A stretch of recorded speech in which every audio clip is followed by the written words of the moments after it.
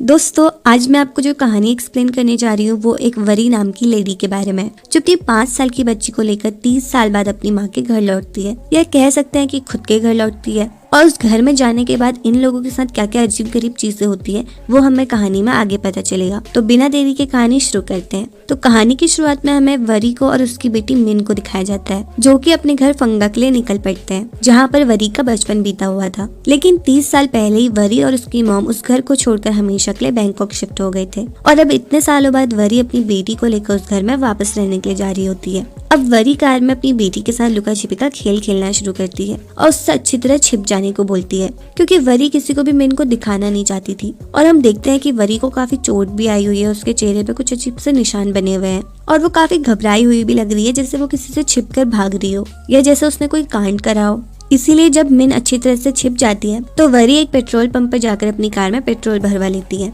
क्योंकि सफर अभी काफी लंबा होता है। और साथ ही एक शोरूम में जाकर वो कुछ खाने पीने की चीजें भी ले लेती है। फिर वो जैसे ही अपनी कार में वापस लौटती है तो उसे मिन कहीं भी नजर नहीं आती, जिससे वो काफी घबरा जाती है। लेकिन तभी मिन उसे एक कार के कोने से सरप्राइज कर देती है, जिसके बाद वरी चैन की सांस लेती है। फिर काफी लंबे सफर के बाद वरी अगली सुबह अपने घर पहुंच जाती है और अपनी बेटी को लेकर घर के अंदर जाती है और मिन को उसका कमरा दिखाती है, जिस कमरे में बचपन में वो खुद रहा करती थी। लेकिन तभी अचानक से डोरबेल बजता है और वरी काफी घबरा जाती है। वो मिन को घर से बाहर निकलने के लिए एकदम मना करती है, साथ ही खिड़की दरवाजों से झांकने के लिए भी मना करती है और फिर दरवाजा खोलने के लिए चली जाती है, जहाँ पर उसकी मुलाकात नथी नाम के एक आदमी से होती है, जो कि वरी के मॉम का ड्राइवर हुआ करता था, साथ ही इस घर की देखभाल भी करता था। नथी वरी के लिए कुछ सामान लाया होता है और साथ ही एक नया फोन और सिम कार्ड भी, जिसके बाद नथी वहाँ से जाने लगता है और जाते जाते वरी से कहता है, अगर तुम्हें मेरी कोई भी मदद चाहिए हो तो तुम मुझे बता देना, मैं यहीं पास में रहता हूँ। इतना ही कहकर वो वहाँ से जा ही रहा होता है कि उसकी नजर घर की खिड़की पर पड़ती है और वो एकदम से डर सा जाता है और वहाँ से फटाफट निकल लेता है। अब वरी कमरे में आकर मिन को डांटने लगती है और कहती है, मैंने तुमसे मना किया था ना खिड़की पर आने को, फिर भी तुमने पर्दे खोल दिए। पर मिन कहती है कि मैंने तो कोई भी पर्दे नहीं खोले। अब वरी को लगता है कि शायद मिन झूठ बोल रही है। उसके बाद वरी दूसरे रूम पर आ जाती है और अपने बैग से गन निकालकर उसे कबर्ड में छिपा देती है और फिर सूटकेस खोलकर उससे अपने कपड़े निकाल लेती है और पैसों की गड्डियों के साथ सूटकेस को बेड के नीचे छिपा देती है। अब रात को मिन अपनी मॉम से टीवी ऑन करने को बोलती है, लेकिन वो टीवी चलता ही नहीं है। और तो और मिन को टीवी पर कुछ अजीब सी परछाई दिखाई देती है, जिससे वो बहुत डर जाती है। उसके बाद मिन घर में घूमते फिरते कमरे के बाहर पहुंचती है, जहाँ पर ताला लगा हुआ होता है। मिन अपनी मॉम से पूछती है कि यहाँ ताला क्यों लगा हुआ है, तो वरी कहती है कि ये तो मुझे भी नहीं पता, तुम्हारी नानी ने कभी मुझे इस कमरे में आने ही नहीं दिया। अब इस कमरे का भी बहुत बड़ा रहस्य है जो हमें आगे पता चलेगा। अब इसके बाद रात में दोनों माँ बेटी डिनर करने लगते हैं, लेकिन तभी मिन को फिर से वरी के पीछे कुछ दिखाई देता है और वो बहुत डर जाती है। अब वरी पीछे देखती है तो उसे वहाँ पर कुछ भी नहीं दिखाई देता और तभी तेज बारिश होने की वजह से लाइट चली जाती है और अब तो मिन की हालत और भी ज्यादा खराब हो जाती है। इसीलिए वरी अब टॉर्च लेकर जनरेटर चालू करने के लिए जनरेटर रूम में जाती है, जिसका 30 साल से बिल्कुल भी यूज नहीं हुआ होता। लेकिन अब भी वो जनरेटर अच्छी तरह से काम कर जाता है और घर में लाइट आ जाती है, लेकिन फिर थोड़ी देर में वो बंद हो जाता है। अब अगली सुबह वरी अपनी बेटी के साथ लुका छिपी का खेल खेलने लगती है और खुद बेड के नीचे जाकर छिप जाती है। फिर थोड़ी देर में वरी जब कमरे से बाहर आती है तो देखती है कि उसकी बेटी उसे ढूंढने के बजाय स्टडी रूम में जाकर ड्राइंग करने लगी है और उसने अपने चेहरे पर एक मुखौटा लगाया हुआ है। ये देख वरी काफी हैरान होती है, लेकिन तभी मिन वहाँ पर आ जाती है और कहती है कि मैंने आपको ढूंढ लिया। और वरी को यहाँ पर भी कुछ थोड़ा अजीब लगता है, पर वो इस बात पर इतना ध्यान भी नहीं देती। उसके बाद मिन अपनी मॉम से पूछती है कि ये कमरा किसका है, तो वरी कहती है कि ये मेरी माँ का स्टडी रूम हुआ करता था। जिसके बाद वो उस रूम पर रखे एक बॉक्स को खोलते हैं, जिसमें कागज की बहुत सी गुड़ियाएं होती हैं। वरी मिन को बताती है कि बचपन में मिन कागज की गुड़ियाओं के साथ खेला करती थी। जिसके बाद मिन भी उन गुड़ियाओं को लेकर अपनी मॉम के साथ खेलने लगती है। अब इसके बाद रात में हम देखते हैं मिन की नींद खुल जाती है और उसे फिर से अपने कमरे में एक चुड़ैल दिखाई देती है।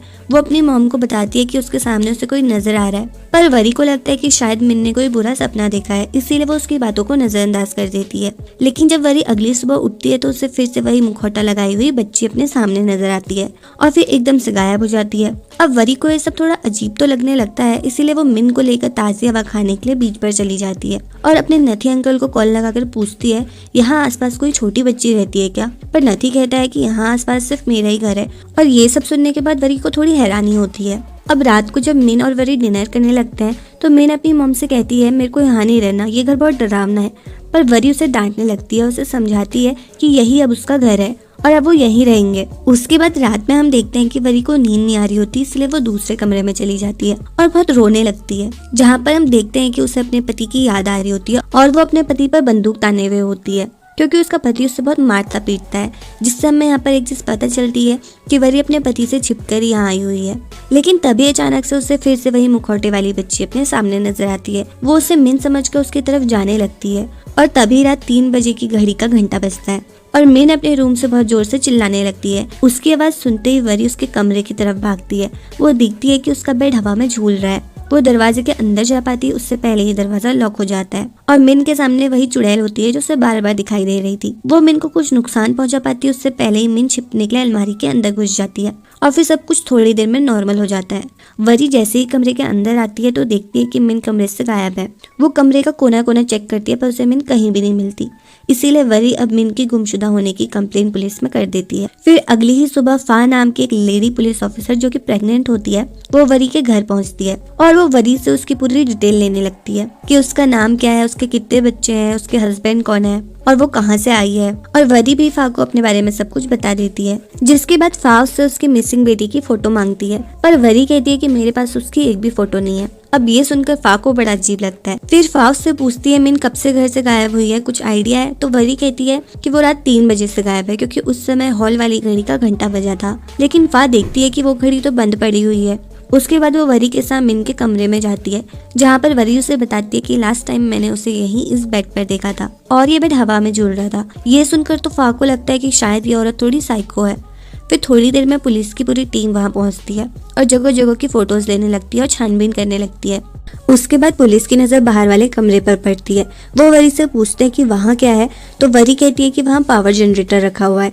अब पुलिस वाले जब उस जनरेटर रूम को देखते हैं तो थोड़े शॉक होते हैं और सोचते हैं कि इन्हें बिजली के लिए इतने बड़े जनरेटर की क्या जरूरत पड़ी होगी। वो इस बारे में वरी से पूछते हैं तो वरी कहती है कि ये माँ ने लगवाया था। अब उसके बाद फा उससे उसकी सारी चीज़ें पूछती है कि वो कब, कहाँ, किस समय बैंकॉक से यहाँ आई, कहाँ पर रुकी, कहाँ बैठी, वगैरह वगैरह। और वरी उसे अपनी सारी खबर दे देती है। तभी वहाँ पर नथी पहुँच जाता है और फा नथी से पूछती है कि क्या तुमने वरी की बेटी को कहीं देखा है? तो नथी कहता है कि कौन सी बेटी, वरी तो यहाँ अकेले आई थी। अब ये सुनकर फा वरी से साफ साफ कह देती है कि पहले अपनी बेटी के होने का हमें सबूत ला कर दो, फिर हम आगे की इन्वेस्टिगेशन करेंगे।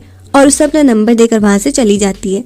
अब थोड़ी देर में फा टेक के साथ उन सभी जगहों की सीसीटीवी फुटेज चेक करने लगती है जहाँ पर भी वरी अब तक रुकी हुई थी। और तभी वो एक फुटेज पर देखते हैं कि वरी जब शोरूम से सामान लेकर वापस अपनी कार में जाती है तो वो एकदम से घबरा जाती है और फिर थोड़ी देर में एकदम से शांत हो जाती है। और उन्हें ये सब बहुत अजीब लगता है क्योंकि उन्हें कार में उसकी बच्ची कहीं पे भी नजर नहीं आती। और अब तो उनका शक यकीन में बदल जाता है कि ये औरत शायद पागल है या फिर किसी सदमे में है। लेकिन फिर भी फा को कहीं ना कहीं कुछ अजीब लग रहा होता है, इसीलिए वो वापस पुलिस स्टेशन आकर कंप्यूटर में वरी की डिटेल निकालने लगती है, जिससे उसे पता चलता है कि वरी की सच में एक बेटी है। इसीलिए वो अब टेक को लेकर नथी के घर जाती है और वो नथी के घर इसलिए जाते हैं क्योंकि उन्हें अब नथी पर शक होने लगता है। वो नथी से पूछते हैं कि तुम्हारा वरी के परिवार से क्या रिश्ता है? तो नथी बताता है कि मैं वरी के माँ का ड्राइवर हुआ करता था और जब से वो बैंकॉक शिफ्ट हो गए तब से मैं उनके घर की देखरेख करता हूँ। फिर नथी उनको एक फोटो एल्बम भी दिखाता है जिसमें वरी की माँ, वो उन सभी की फोटोज थी। अब इसमें फा देखती है कि पहले तो नथी की दोनों आंखें एकदम ठीक थी। वो उससे पूछती है कि तुम्हारे इन आंखों में चोट कैसे आई और कब आई? तो नथी कहता है कि एक थी कोई पागल औरत जो पनीदा मैडम को मारना चाहती थी और उसी ने मेरे इन आंखों में कांच चुभा डाला और फिर वो उसी घर की दूसरी मंजिल से गिरकर मर गई। फा पूछती है कि पनीदा मैडम कौन है? तो नथी बताता है कि पनीदा मैडम ही वरी की माँ है, जिसके बाद से ही पनीदा मैडम वरी को लेकर इस घर से हमेशा के लिए चली गई। अब उसके बाद फा पूछती है कि वो थी कौन, कहाँ से आई थी, उस लेडी का कुछ पता चला? तो नथी कहता है कि मुझे इसका कोई भी आइडिया नहीं है। इसीलिए फिर थोड़ी देर बाद फा वरी को कॉल करके पुलिस स्टेशन बुला लेती है और पुलिस स्टेशन पहुंचते ही फा वरी को मिन की फोटो दिखाती है।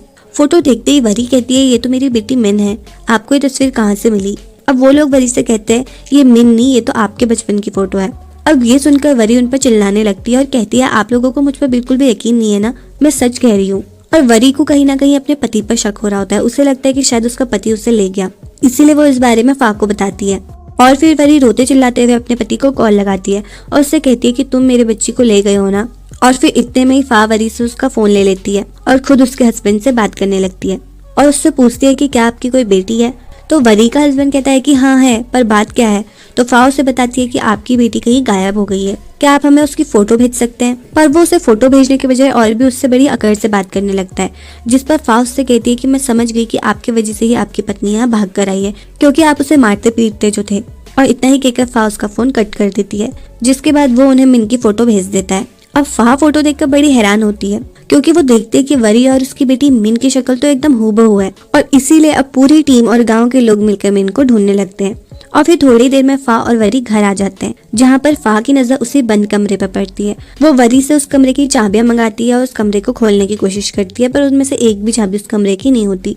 इसीलिए फा उसके बाद उस ताले को तोड़ देती है। फा वरी से पूछती है कि आखिर इस कमरे में है क्या। तो वरी कहती है कि ये तो मुझे भी नहीं पता, माँ ने कभी इस कमरे के अंदर जाने ही नहीं दिया। उसके बाद वो दोनों अंदर जाने लगते हैं, तो देखते हैं कि अंदर एक बहुत बड़ा तहखाना है, जहाँ पर पूरा कमरा इलेक्ट्रॉनिक चीजों से भरा हुआ है। साथ ही उन्हें उस कमरे में एक बहुत बड़ा बंद बॉक्स मिलता है। वो उसे खोलते हैं तो उसके अंदर एक कांच का बहुत बड़ा बॉक्स होता है। अब उसके बाद पुलिस की पूरी टीम वहां पहुंचती है और देखती है कि वहां पर कुछ अजीब तरीके का शॉर्ट सर्किट हुआ है, लेकिन शॉर्ट सर्किट इस वजह से एकदम गोल निशान से तो नहीं हो सकता। वो उस निशान वाले कमरे के ऊपर वाले कमरे में जाते हैं, तो देखते हैं कि वहां पर भी निशान बना हुआ है। उसके बाद वो उसके भी ऊपर वाले कमरे में जाते हैं, जहाँ पर मिन का कमरा होता है, और उसकी उस अलमारी के नीचे वही निशान होता है। जिसके बाद उन सभी को थोड़ा कुछ अजीब लगता है, और साथ ही उन्हें अभी तक मिन मिली भी नहीं थी, और वो सोचकर हैरान थे कि आखिर वो इस तरीके से कहाँ गायब हो सकती है। और फिर उसके बाद सभी वहाँ से लौट जाते हैं। उसके बाद रात में हम देखते हैं वरी को उसके घर में किसी के होने का एहसास होता है। वो फा को कॉल करके बताती है कि उसके घर में कोई घुस आया है, और वो बंदूक लेकर उस इंसान को ढूंढने लगती है। अब फा उससे कहती है कि मैं जल्दी वहाँ पहुँचती हूँ, तुम तब तक छिप जाओ। लेकिन वरी कहती है कि हो सकता है वो मिन हो, और मेरे पास गन भी है, तो डरने की कोई बात नहीं है। और इतने में ही वरी को मिन की गिनतियों की आवाज सुनाई देने लगती है, और अचानक से उसे मिन भागते हुए दिखती है। वो उसके पीछे मिन के कमरे तक पहुंचती है, तो देखती है कि उसके कमरे में सारी चीजें हवा में झूल रही है। वो जैसे ही अलमारी खोलती है तो उसे वही मुखौटा लगाई हुई मिन नजर आती है, और एकदम से वरी भी उस अलमारी के अंदर घुस जाती है और सीधे उसी तहखाने के कांच के बॉक्स के अंदर पहुंच जाती है। अब यहाँ से कहानी 30 साल पीछे चली जाती है, जहाँ पर हम वरी को उसकी मॉम के साथ देखते हैं, और वहाँ पर वरी और उसकी मॉम और उसके डैड बीच में जाने की तैयारी कर रहे होते हैं। लेकिन तभी वरी की मॉम को एक इमरजेंसी कॉल आता है, जिस वजह से वरी की मॉम को वहाँ से सीधे अपने ड्राइवर नथी के साथ निकलना पड़ता है। अब यहाँ पर हमें पता चलता है कि वरी की मॉम एक इंजीनियर होती है, जो कि एक टाइम मशीन बनाने में काफी समय से एक्सपेरिमेंट कर रही होती है। इस वजह से वो वरी के साथ सही से टाइम भी स्पेंड नहीं कर पाती, और बस अपने काम में ही बिजी रहती है। इस वजह से वरी के मॉम और डैड के बीच में बहस भी शुरू हो जाती है, और उनके आपस में लड़ाई झगड़े होने लगते हैं। फिर हम देखते हैं अगले दिन वरी के मॉम डैड उसे लेकर घूमने जा रहे होते हैं, लेकिन वरी की मॉम फिर से थोड़ा चिड़चिड़ा बर्ताव करने लगती है, और जिद करके कार आधे रास्ते में ही रुकवा लेती है, और खुद कार से निकलकर बाहर चली जाती है। और तभी तेजी से एक ट्रक आता है और उनकी गाड़ी को टक्कर दे मारता है, जिससे उसी समय वरी और उसके डैड की मौत हो जाती है, और उनकी मौत की डेट होती है 14 मार्च 1991। अब वरी की मॉम तो मानो जैसे सदमे में ही चली जाती है। वो बस हर समय अपनी बेटी की मौत का कारण खुद को मानती है, और बस हर समय 14 मार्च 1991 की रटन लगाई रहती है। इसीलिए वो अब सुसाइड करने का सोचती है, और फिर जैसे ही वो सुसाइड करने के लिए डैम से कूदने ही वाली होती है कि उसे अपने नीचे एक बहुत बड़ा सा गोला नजर आता है, जिसमें उसके पैर की सैंडल गिर जाती है, और खुद वो पीछे हट जाती है। और यहाँ पर हम देखते हैं कि ये वही सैंडल होती है जो पनीदा को पहले ही पास्ट में मिल चुका था, क्योंकि वो इस टाइम मशीन पर काफी समय से काम कर रही थी, और उसे लग रहा था कि हर बार वो फेल हो जाते हैं, पर कहीं ना कहीं उसकी टाइम मशीन काम कर रही थी, और अब वो समझ जाती है कि टाइम ट्रेवल करना पॉसिबल है। और अब यहाँ से कहानी में आता है ट्विस्ट। पनीदा अब वही सारा का सारा सेटअप अपने तहखाने में लगवाती है, और बस दिन रात 14 मार्च 1991 की रटन लगाते हुए एक्सपेरिमेंट शुरू करती है, ताकि वो उस दिन पर पहुंच पाए, और फिर टाइम मशीन के अंदर चली जाती है। लेकिन इस बार वो टाइम मशीन बिल्कुल भी सही से काम नहीं कर रही होती, जिससे गुस्से में पनीदा जोर जोर से वहां पर रखे सामान को पीटने लगती है और जोर जोर से रोने लगती है। और तभी अचानक से लाइट्स ऑन हो जाती हैं, और फिर से वही काला गोला मशीन के अंदर बनने लगता है, और थोड़ी देर में उसके अंदर से मिन निकल आती है, जो कि अलमारी के अंदर से गायब हो गई थी, यानी कि वरी की बेटी। जिससे हमें यहाँ पर पता चलता है कि मिन टाइम ट्रेवल करके 2024 से 1991 में पहुंच गई है। अब जब मिन को बाद में वहाँ पर होश आता है, तो वो देखती है कि उसकी मॉम वहाँ पर कहीं पे भी नहीं है, और वो बहुत रोने लगती है, अपनी माँ को ढूंढने लगती है। लेकिन पनीदा उसे शांत करवाती है, और उसे अपने साथ घुमाने ले जाती है, शॉपिंग पे ले जाती है, उसके साथ खूब सारा टाइम स्पेंड करती है, जो कि वो कभी भी अपनी बेटी वरी के साथ नहीं कर पाई थी। अब आपको लग रहा होगा कि वरी तो 5 साल की उम्र में ही मर गई थी, तो ये वरी की बेटी और वरी कहाँ से आ गई। तो इसका भी एक बहुत बड़ा ट्विस्ट है जो हमें आगे पता चलेगा। अब यहाँ पर हम देखते हैं नथी जैसे ही मिन को देखता है तो वो पनीदा से पूछता है कि मैम ये बच्ची कौन है, पर पनीदा उससे कहती है कि ये मेरे रिश्तेदार की बच्ची है, वो लोग गरीब है इसलिए अब से मैं ही इसे पालूंगी। और वहीं अब हम देखते हैं कि पनीदा मिन के साथ खूब खेलती है और उसे अपनी बेटी की तरह ट्रीट करने लगती है। लेकिन मिन तो अब भी कहीं ना कहीं अपनी रियल मॉम वरी को ही याद करती रहती है, जिससे पनीदा को काफी बुरा लगता है और इसीलिए वो फिर से अपनी बच्ची और पति की तस्वीर लेकर उस टाइम मशीन को ऑन करती है ताकि वो इस बार टाइम ट्रेवल कर उन लोगों से मिल पाए। लेकिन इस बार तो उस काले गोले से वरी निकल आती है और वरी अपनी मॉम को देखकर हैरान हो जाती है और कहती है कि माँ आप। अब इतना ही सुन के पनीदा काफी घबरा जाती है और कहती है कि तुम कौन हो और मुझे माँ क्यों कह रही हो। और वरी कहती है कि मैं आपकी बेटी हूँ वरी, मेरा नाम वरी है। अब पनीदा को तो ये सब अजीब लगता है, वो कहती है कि तुम्हें मेरी बेटी का नाम कैसे पता। लेकिन इतने में ही वरी अपनी जेब से गन निकालती है जिसे देखकर पनीदा घबरा उठती है। उसके बाद पनीदा उससे वो गन ले लेती है और उसे उसी मशीन के अंदर लॉक कर वहां से चली जाती है। और वहीं दूसरी तरफ हम देखते हैं कि फा और उसकी टीम देखते हैं कि अब घर से वरी भी गायब हो गई है। पहले तो उन लोगों को लगता है कि क्या पता शायद उसे मिन मिल गई हो और वो यहाँ से भाग गई हो, लेकिन जब वो उसका सामान चेक करते हैं तो देखते हैं कि उसके सूटकेस में बहुत सारा कैश पड़ा हुआ है और उसके कपड़े भी यही हैं, फ़ोन भी यही है। इसीलिए फा को कुछ गड़बड़ लगने लगती है और अब तो वो इस केस की और भी बारीकी से तहकीकात शुरू करती है और नथी से पूछती है कि आखिर इस घर का माजरा क्या है, इस घर में लैब और इतना बड़ा जनरेटर क्यों लगाया गया है और तुम्हारी पनीदा मैम आखिर काम क्या करती थी। अब नथी यहाँ पर फा को बताता है कि मैडम प्रोफेसर थी और साथ ही हाइड्रो इलेक्ट्रिक डैम की इंजीनियर भी। फा पूछती है कि वो क्या एक्सपेरिमेंट कर रही थी तो नथी कहता है कि मुझे इस बारे में मालूम नहीं है क्योंकि मैडम ने कभी उस कमरे में जाने ही नहीं दिया और जब से वो यहाँ से चली गई तब से तहखाने में ताला ही लगा हुआ है। और वहीं अब पनीदा वरी के लिए खाना लेकर आती है जिस पर वरी पनीदा को बताती है कि मेरी बेटी मिन कहीं खो गई है और मैं उसी को ढूंढते हुए अचानक इस कमरे में पहुंच गई हूँ और मुझे कुछ समझ नहीं आ रहा कि ये क्या हो रहा है। अब पनीदा ये सुनते ही बिना कुछ बोले वहां से भागकर सीधे बाहर आ जाती है और बहुत डर जाती है ये सोचकर कि जिसकी बेटी उसके साथ रह रही है उसकी मॉम भी अब यहाँ आ चुकी है और वो अब मिन को खोना नहीं चाहती थी क्योंकि अब वो मिन को अपनी बेटी मानने लगी थी।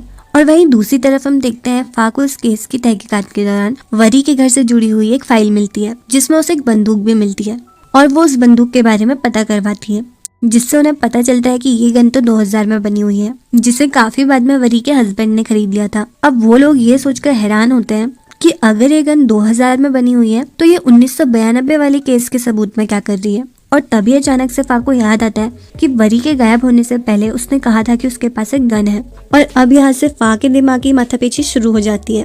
और वहीं नथी अब पनीदा के कहने पर तहखाने में आकर वरी के ऊपर नजर रखने लगता है और साथ ही नथी वहाँ पर एक रेडियो ऑन करता है जिससे वरी को इस सन का पता चलता है कि ये 1992 चल रहा है। वो नथी से पूछती है कि ये कौन सा सन चल रहा है तो नथी कहता है कि 1992 चल रहा है और अब वरी समझ जाती है कि उसका टाइम ट्रेवल हो गया है। वो नथी को बताती है कि मैं वरी हूँ, पनीदा की बेटी, मैं फ्यूचर से टाइम ट्रेवल कर पास्ट में आ गई हूँ। लेकिन नथी को लगता है कि ये औरत पागल हो गई है क्योंकि वरी तो पहले ही मर चुकी थी। और उसके बाद नथी वरी की एक भी बात नहीं सुनता, लेकिन वरी गुस्से में इतनी बौखला जाती है कि कांच तोड़कर बाहर आ जाती है और नथी की एक आंख फोड़ डालती है। और वहीं दूसरी तरफ फा को पुरानी केस फाइल से उस दुर्घटना वाली लेडी की फोटो के हाथ में एक नंबर नजर आता है जो कि फोन नंबर होता है और उस समय तो मोबाइल फोन हुआ नहीं करते थे। अब ये सोचकर वो बहुत ताजुब होती है, वो चेक करती है तो वो उसी का नंबर निकलता है जो कि उसने ही वरी को दिया था और अब वो समझ जाती है कि ये सब टाइम ट्रेवल की वजह से हो रहा है। और वरी टाइम ट्रेवल कर 1992 में चली गई है और वो जो गन वरी के हस्बैंड की थी वो भी वरी ही टाइम ट्रेवल करके पास्ट में ले गई। इसीलिए अब फा सीधे वरी के घर पहुंचती है और उस फाइल को देखते हुए बहुत रोने लगती है क्योंकि वो अब जान चुकी थी कि इस फाइल में जिस लड़की की डेड बॉडी पड़ी है वो किसी और की नहीं बल्कि खुद वरी की ही है और वो उसके लिए अब कुछ कर भी नहीं सकती थी। और वहीं दूसरी तरफ वरी गन लेकर सीधा अपने कमरे में जाती है जहाँ पर उसे मिन दिखाई पड़ती है और वो मिन से मिल पाती